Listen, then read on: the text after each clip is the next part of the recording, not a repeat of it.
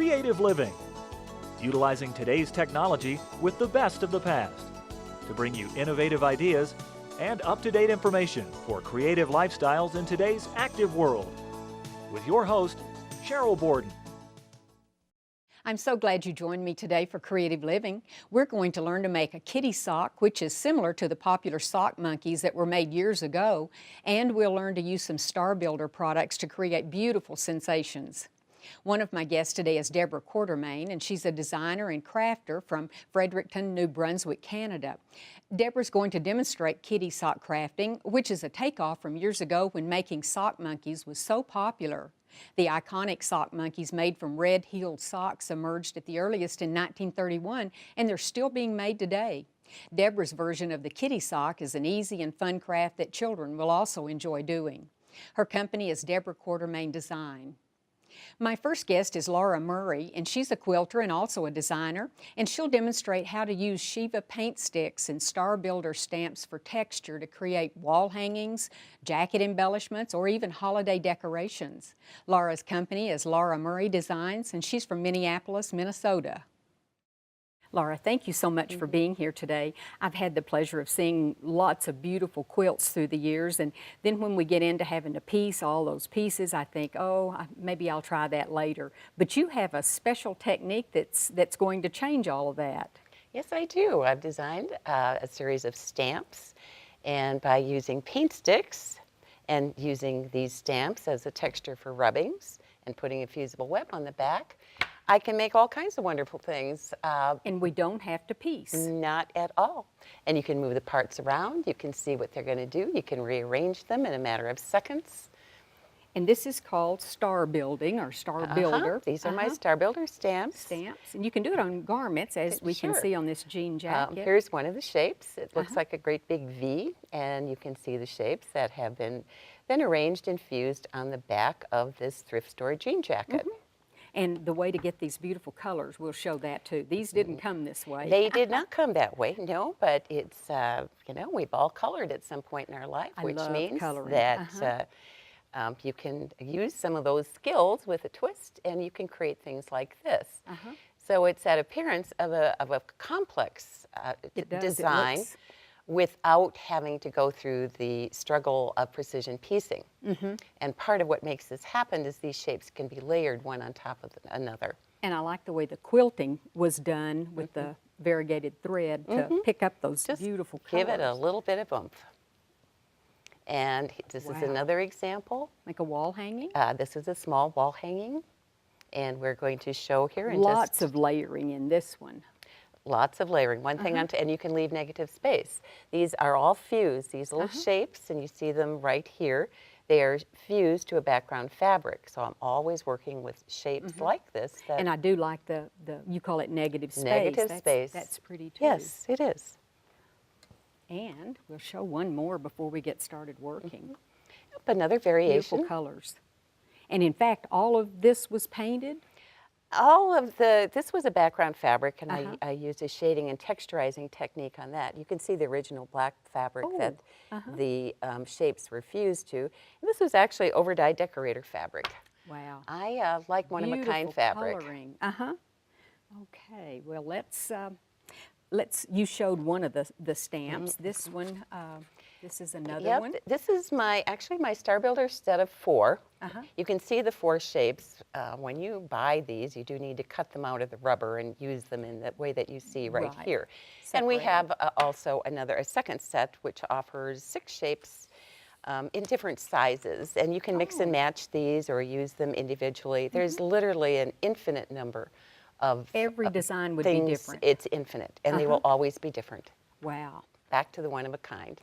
That's what I like. Okay. And I do have a book there as well. And it's Star Builder. That shows how to do all this. Good. And lots of design ideas. Lots. Well, and I think that this is multiple piecing on the front here that's just exquisite. Actually, it's multiple fusings. Fusing, that's right. It looks like it's been pieced. I know, it gives that appearance. And you pointed out, we'll just show on these samples, that your background fabric helps determine your color choices. That's right. What I'm looking for is contrast. It's always contrast, lights, mediums, and darks. And the fabric, and I like solids, like bright, clear colors, like this turquoise or this red. Darks, dark black is always good, deep purple, greens, and so forth. You can see how the fabric shows. Right. It's part of what's driving contrast. And solids work best for this process. Okay. Now the what all do we need? Well, what besides all we the need, stamps? I'm going to just do a quick demo here using one shape and my iridescent paint sticks. I have a variety of colors here. When you use paint sticks, the first thing that you do is remove the skin from the surface. So there's not a lid that goes on it, No, but you do no. want to remove that skin. They could lay right here for the next 15 years and they'd be fine. Wow. You're not, there's a protective coating on them and you need to remove it. You just take a wadded paper towel or napkin and you pinch and twist and wipe and you'll see color come off just like that. It makes it And ready to use. And best of all, it self-seals as soon as you've finished, which means these never dry out, unlike every marker that I've ever owned. Oh, I know it. The other thing that I do, it's very important your fabric not move when you're doing the rubbings. I can see. It helps a lot to spray the top of your stamp with a temporary spray adhesive. This one happens to be sulky. There are others. The important word here is temporary. Temporary. Temporary, yes. So I've done that, and if you feel it, it's slightly tacky. Oh, The other thing I have under here, which is probably disappearing into the table, is called a grip and grip. It helps keep things where I put it. I'm going to put the fabric on top, like so. I've already done 4 of them on this little row. Because we're using multiples of 4, 6, 8, 12, and so on, I like to work in a strip of fabric like this. When you do a rubbing, you want to feel where it is here. It doesn't matter if I run off the edges. I'm going to be up a little bit, that's okay. What I'm doing is rubbing in one direction away from my body. One direction, in that's short important. strokes, it's very important. In short strokes, about ½ an inch, not long ones. And notice how many times I'm going over this. It's multiple times because it tends to kind of disappear or get absorbed into the fabric. So I'm just rubbing away until I've got a nice even coverage. What a fast technique too. That's right. And the other thing I can do is take gold and see these little like you've done here. curlicues. That's right.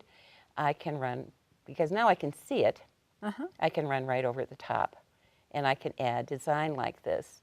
I could paint them in a number of ways, like you see on these little samples here. There's just, you do not have to try to find fabric that works for this purpose. You can create your own on solids, which are usually about half the price of a nice batik. That's right. Yeah. So after we've created this, what's the next Well, step? the next step then is to put a fusible web on the back. On the back. I like light steamosine too because it's pressure sensitive, it's a lightweight fusible, and I will take my shapes and I like to fuse from the back side. And we use a dry, no steam. No steam, hot dry iron. I'm just going to do one little section here because I want to, hopefully you can see that it changes the color. When you fuse from the back side, you can tell that it's actually where it's fused. It's melted. If you fuse from the front side, you don't always know what's going on back there. That's a good point. I usually fuse from the front. I hadn't thought about that. It works a whole lot better. Then you just remove this top paper, and I'm going to cut them out. And I'm not going to do the whole thing. And you just cut out right, on the edge. Think of it just like cutting out paper dolls. So we don't have to turn it under Nope. or anything because it's fused. We have no seam allowances whatsoever. All we're ever working with are shapes. It's kind of like Legos, and the more shapes you have, the merrier. Now you have, there's my little base fabric. These are built on the base. I do have orientation lines. This would turn into a 8-pointed star, but you could do 5 points, 10 points, 16 points, and so on. Because of mixing and matching. That's right. So you happen to have one where this is my kite shape. and they've already been fused to this And base. so you don't have to set this paint. It dries as is. It will dry. I usually like to wait at least 24 hours before I put the fusible web on the back. Oh, 24 hours. Yeah, okay. because I just don't like it coming off on my hands. In 24 hours, then you're safe to put on the fusing. So one option, on your version, the fat end is pointed right in the center. We always start in the center. But I could take this kite shape and I can rotate reverse it. I can reverse it. So our blocks are going to look totally different. And this is what I mean by pressure sensitive. It's kind of a peel and stick approach. I'm going to peel off this backing. Do you suggest do like I am first, though, and kind of play with it? I play. And okay. once I've played, but I wanted to show you that the advantage of this fusible is that I stick it on here and it stays put. It's not going to fall off. Oh, Otherwise, I'd have to pin them down. And the more pieces you get, the gets kind of bulky, tedious, tedious and bulky is exactly right.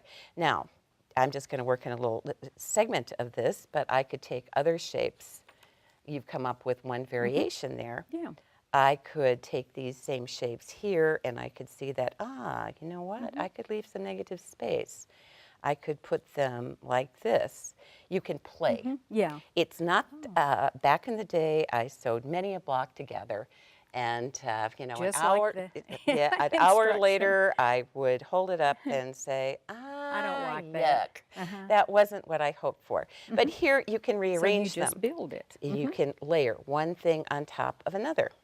And you can make many, let's many show designs. one other fun, quick thing that I think people would like to to know how to do. Make holiday ornaments. Okay, well, that are just the same technique. Here's a different version. In this case, I've just colored the kites differently. And here it is, front and back. And it's, what is this? This it's is a very thick type. ultra firm stabilizer. It's the stuff they make hat rims out of. Oh, okay, ultra firm. Or bowls, sculpture kinds of things. And fuse it to this, fuse a backing, and then just cut it out. Oh, okay. And so what you wind up with then is a stiff star. And you've created a little center rip that's rack. just... You can put some, you know, a pretty shiny button in the middle, and it's a really nice way to do. I love it. Yeah, holiday And you stars. could make them as small or as large as you wanted depending on the stamps that you're using. Yeah, it's a kind of flashy way. Well, this looks totally different than what I expected it to look like when we first started. This is amazing. Yeah, it's like everyday magic, but anybody can do it. Well, I sure appreciate you showing us how. Thank you. You're very welcome.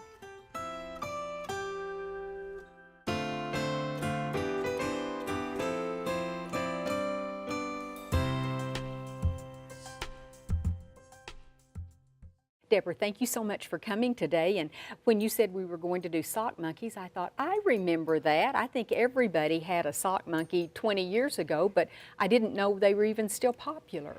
They've actually had really resurfaced as extremely popular, and the Fox River, you know, iconic red heel sock is has been around, and actually with every pair of socks that they sell now, there is a pattern on how to make a sock monkey. But if you've seen some of the magazines, they've got sock monkey hats, and they're done in all kinds of different colors. And now they come in pinks and blues, still with the traditional, what you know, the red heel, which makes the very expressive smiles. This is the original Yes, Mr. it is. Sock Monkey. Yes. And that's when I've created. That's what we remember, you know, the heel. And there's some great new patterns out too that make it a little bit easier. There's a new DVD by When Creativity Knocks, and they've got some great tips for making it even easier. And so then I got the pink socks, because pink is one of my favorite colors. Right, mine too. Yes, and so you can get it, this great, yes, he's had a long trip apparently, yes. So this is the little sock kitty. It's done pretty similar, but I've added the paw features and of course the whiskers, and by creating a different kind of ear and raising it, you can make it turns into a kitty cat. And it's basically done the same. Tell about the little decoration. Oh, that yes, is and so these cute. are, the duct tape company has such fun duct tapes, and since I was making a kitty and I was putting her in a kitchen apron, I thought, well, she should have something that you can wash off. So I used just made a little ruffled apron from using duct tape with fabric. They have such great colors in them now. So. And this one's different. Yes, What well, is I it? thought Water this would bottle, be a isn't great it? thing to demo is everyone's got water bottles. And so this is so easy. You can just use one sock, so you can make a pair of them, and this just fits. And if your water's really cold, it helps keep it a little colder, but if it's really cold, you've got something to hang on to.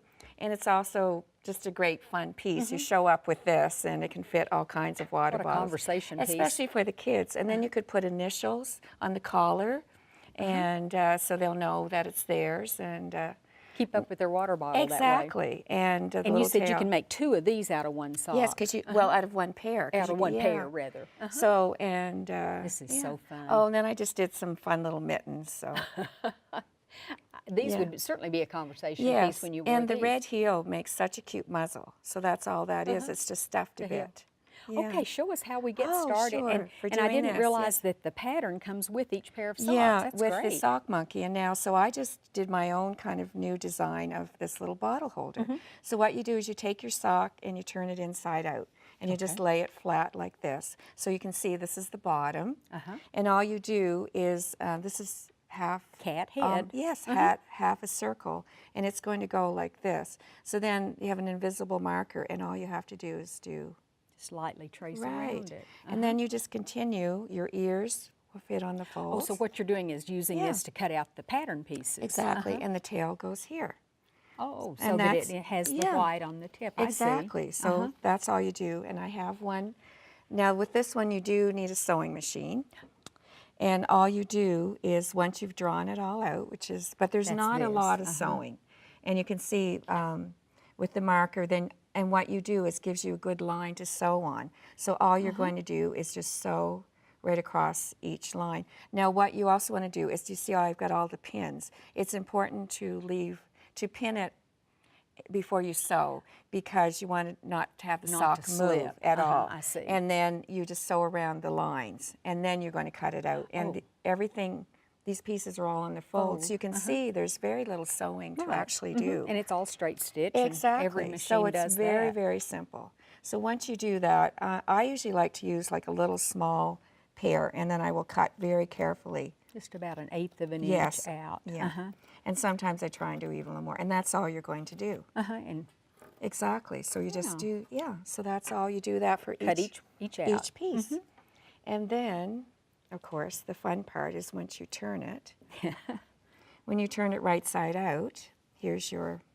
Because we cut off that. Exactly. I and see. so the tail, which I turned and stuffed. Just a polyfill of Yes, some a sort. great, just yes, I've got a stuffing. great little polyfill here, really soft. Yeah, And then the ears, this is what... because we cut those out right, earlier. Right, and then what you're going to do with the ears, I've covered over my scissors, here we go, is you just cut a little, the least amount of cutting of raw edge you can do makes it, every project, simpler. So I just cut a little hole, it stretches a bit, and then you just turn the ear. Oh, you're going to turn it right side out. Yeah, and you can kind of poke out your little tip, so he has a cute little ear. Yeah, so that's all we're going to do. And then you just take a little ball of stuffing, and again, I like to use, with any project, especially the hand sewing, I always use upholstery thread. It never breaks, and you can pull on it really tightly, and so it's not you've sewn around something and then it breaks. And I take like a nice ball of the stuffing, and then you just go in to do his head, like so. Yeah, you can get your hand Yeah, all the and way as in soon there. as you do that, all of a sudden you're getting It a comes to shape. life, Exactly, and you're just going to do that, and then bring your hand out. It makes the neck. Yeah, and you've got also this muzzle. Now you can see it's all to do, this is kind of soft sculpture, so with the little bit of sculpting, even with the eyes, that's what creates the indent, because right now he looks a little bit odd, like this. So then you do that, and I just sew around The with- neck. Yes, Uh-huh. I've done To this gather one it here, up, you can so, see. yeah. You just sew around the neck with the upholstery thread. Okay. And then your tail, you sew around the same way. Gather it, you just turn it in like this, and you just sew around like that. And then you pull it tight. So then that's your next piece. And then the ears, you sew across. And you don't stuff them at all? No, because there's two layers pretty. and the seam, it makes it quite sturdy. And then I just pull my little stitches tight to give the ear shape, like so. There we go. Okay, so then now you have your ears. Do 2 ears. Yeah, and your tail's all ready to go. And now I cut from felt all the other little pieces. You have the heart and you have a collar, and we do his little nose out of pink felt. Oh, Okay, and I've embroidered it on, but you could also glue it on. You could, And then I just do a little stitch line. So this is one of those projects, if you want to do a little less sewing, you can, but the little stitches are just in and out straight stitch. Oh, and the whiskers. Yes, and the Is that whiskers. embroidery floss? or Yes, what? I'm using floss for the nose and the mouth, and then when you do the eyes, you just anchor your thread at the back. Where the knot won't show. Yes, and you can you can barely even see where mine is. And then you can also put a collar on to hide it. So that's part of the collar Right. makes, and then you come through to the front of the face. And this is where, because you can see, this is still looking a little odd. So once you do this, you take a really big stitch up to about his nose. Now you could use wiggly eyes or something, but a lot of cats look like they're smiling when their eyes are closed. So, and then you just come through the back. And now when you pull, like this, That's causes so that you want to make sculpture your to stitch take. quite large, because when you pull it, it's going to go a little smaller. I see. They're about half So then inch. when you do the next one, you just come up the same place. Exactly. Right along the muzzle line, and then you're going to do the same. Yeah, with the socks being colored like that, it's almost like a coloring within the lines. It tells you almost Well, that's where what to makes it, begin. and the same as with the mouth. So all of a sudden now you have your Eyes. shape, and you just anchor your thread a little bit here. Now, would you go ahead and do the whiskers at the Yes, same what time? I would do to keep your eye shape is you just anchor a little bit back here to hold it, a couple of stitches, and then all you come is back through for your whiskers, and you can put as many as you want. So I'm going to come through his face. And is that like a little so. French knot or something? Yes, I or- just do a little French knot, which is 2 I always loops. liked doing those when Yes. I learned to embroider. And then you just go out For the right second close to one. it. So exactly like that. And then you can just cut about there, like that. And you can even separate them. Oh, And then what I would do is do the same thing for the other side, or I can even go through like this and make a couple more and go like this. Yeah, because the thread won't come- Exactly. the knot won't be Yeah, showing. and then you just make your knot. I can make a knot at this end, and this one isn't going to come out. So. Well, once you do a couple of these, they're really fast, aren't Well, they? exactly, and that's why it's fun, because you can get 2 of them out of a pair of socks. So this is why I thought it's a fun project, and then it's great for the kids to And have then this you cute just little hand sew on the tail at the last. Yeah, and the ears hand sewed on, and the tail just goes here, and you just hand sew So there's on. no stuffing for the No, bottom part of no. it. Make a little and necklace. do your hearts if you want to do a little heart on the front, or you could even put a real little collar on it, and then the collar just goes around the neck. And you Use just some sew it at the back. rhinestones. I can just Oh, you imagine could all those just- leftover You could things I embellish have. them up. You could make a little hat or put a scarf on in the winter. And it's a fun thing. The kids are going to be less likely to forget their water bottle. And it'll also fit over, one of the cute little kid water bottles that they have now, or even an adult. I mean, you're not going to miss this little kitty, and then it sits there just making you smile while you have it at home, too. So it's a Okay. really fun project. Well, boy, the old sock monkey has certainly come a long Yes, way he since has. his beginning. Yes, and there's a blue shade as well, which is really fun. You could do like a polar bear or all kinds of creatures, or do boy and girl, sets of sock monkeys or cats, or the elephant's cute too, just by adapting the pattern pieces. So Well, I surely do appreciate you being here and Oh, it's my sharing this with pleasure. us. I'm happy to see that he's back. he sure is, and I think he's back to stay for sure. I hope you enjoyed the show today. Next time on Creative Living, we'll learn how to create designs on a variety of items using some new fabric markers. We'll demonstrate some nutritious family dinners and also show how to make a jacket from a sweatshirt.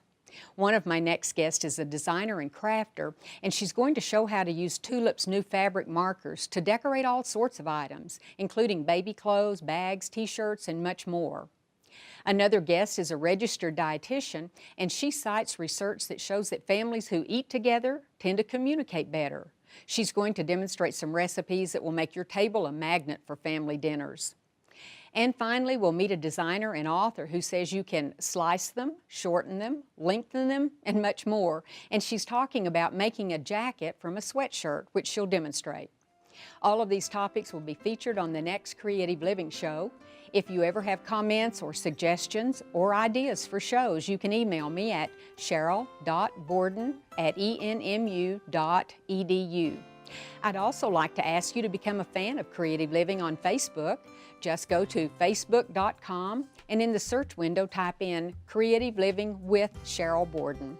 Thanks so much, and I hope you'll plan to join me next time for Creative Living.